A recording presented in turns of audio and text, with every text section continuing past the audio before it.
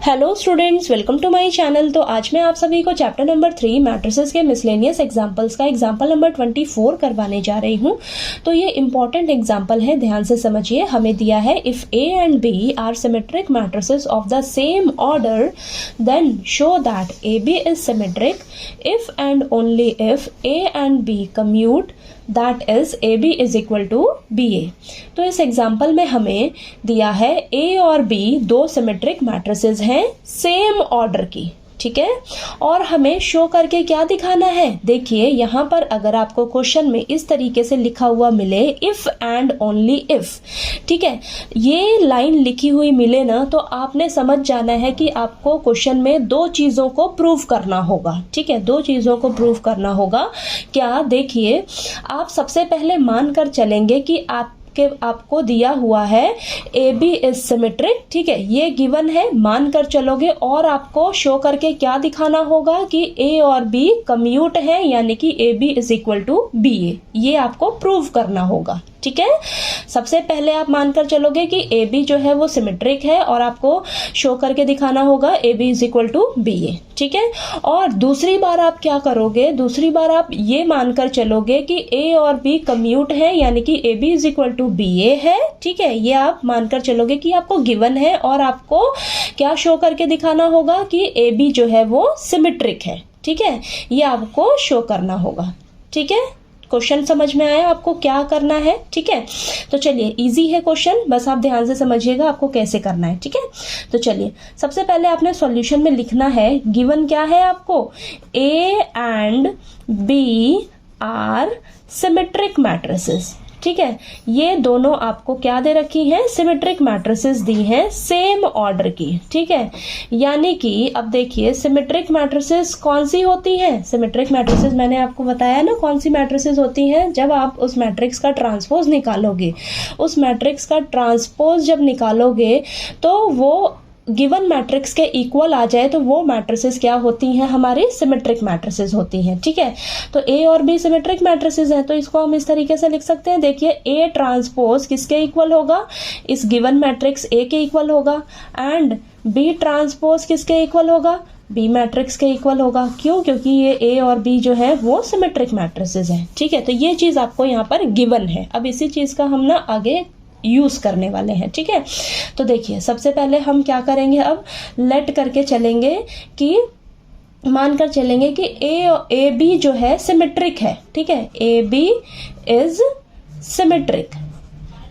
अब ये हम मानकर चल रहे हैं, ठीक है। ए बी अगर सिमेट्रिक होगा तब यहाँ पर हमारे पास क्या होगा, देखिए, ए बी सिमेट्रिक है तो ए बी का ट्रांसपोज किसके इक्वल होगा, इसके ही इक्वल होगा ना, ए बी के ही इक्वल होगा, ठीक है। इस तरीके से ही रहेगा ना, ठीक। तो इसे मान लीजिए आप फर्स्ट इक्वेशन, ठीक है। लेकिन अब देखिए, bye the properties of transpose of matrix, transpose of matrix, अब आपकी जो ट्रांसपोज ऑफ मैट्रिक्स की प्रॉपर्टीज हैं उसमें क्या होता है, देखिए, अगर आपको किसी भी दो मैट्रिक्स का ट्रांसपोज करने के लिए कहा जाए तो ये किसके इक्वल होता है, B transpose into A transpose, इसके इक्वल होता है ना, ठीक है, इसके इक्वल होता है। कब हम बोलते हैं ट्रांसपोज ऑफ मैट्रिक्स की प्रॉपर्टीज हमें ये कहती है, ठीक है। लेकिन यहाँ पर देखिए, अब हम इसको इस तरीके से लिख सकते हैं, a इंटू बी का होल ट्रांसपोज, बी ट्रांसपोज की जगह हम यहाँ से b लिख सकते हैं और a ट्रांसपोज की जगह हम यहाँ से a लिख सकते हैं या नहीं, इसे मान लीजिए आप सेकेंड इक्वेशन, ठीक है। और यहाँ पर मैंने क्यों लिखा, क्योंकि a and b are symmetric matrices, ये हमें गिवन था क्वेश्चन में, ठीक है। तो यहाँ पर मैं इस तरीके से लिख सकती हूँ, इन्हें लिख सकते हैं, ठीक है। अब यहाँ पर देखिए, हम लिखेंगे from equation first and second we have. अब इक्वेशन फर्स्ट और इक्वेशन सेकेंड से यहाँ पर देखिए ध्यान से, दोनों तरफ लेफ्ट हैंड साइड में ए बी ट्रांसपोज है, ठीक है। तो हम इसकी राइट हैंड साइड भी एक दूसरे के इक्वल हो जाएगी, तो इस तरीके से लिख सकते हैं हम, A B is equal to B A, लिख सकते हैं या नहीं, ठीक है। और मैंने आपको बताया ना कि सबसे पहले आपने मानकर चलना है कि ए बी जो है सिमेट्रिक है, और आपको शो करके क्या दिखाना होगा यहाँ से, A B is equal to B A. ठीक है, तो देखिए हम ये मानकर चले और हम यहाँ पर शो करके हमने दिखा दिया कि A B is equal to B A है। तो यहाँ पर हम लिखेंगे so A and B commute. ठीक है, so A and B commute. ठीक है, चलिए एक चीज़ तो प्रूव हो गई आपकी। ठीक है, अब हम करेंगे तो लिखेंगे, अब दूसरा प्रूफ करेंगे। देखिए यहाँ पर लिख लीजिए आप कन्वर्सली। ठीक है, अब उल्टा देखेंगे हम। ठीक है, कन्वर्सली अब हम क्या मानकर चलेंगे, लेट करके चलिए, let A and B commute. A और बी कम्यूट है, यानी कि A B is equal to B A है। ठीक है, ये है। ठीक, तो यहाँ पर इसको मान लीजिए आप थर्ड इक्वेशन। अब ये हमारा ये अलग है, ये वाला तो हो गया हमारा प्रूफ। ठीक है, अब इसको हम यहाँ पर देखते हैं। हम अब मानकर चल रहे हैं कि ए एंड बी कम्यूट है, यानी कि A B is equal to B A है। ठीक है, और हमें प्रूफ क्या करना होगा अब कि ए बी जो है वो सिमेट्रिक है। ठीक है, अब देखिए अब इसको कैसे करेंगे हम। तो यहाँ पर देखिए आप, अब आपने एक चीज का यहाँ पर ध्यान रखना है कि हमें अब प्रूफ क्या करना है, A B is symmetric. Symmetric proof करना है। तो यहाँ पर लिखेंगे आप by the properties of transpose of matrix. By the properties of transpose of matrix, A into B का होल ट्रांसपोज किसके इक्वल होता है, B transpose into A transpose, इसके इक्वल होता है ना।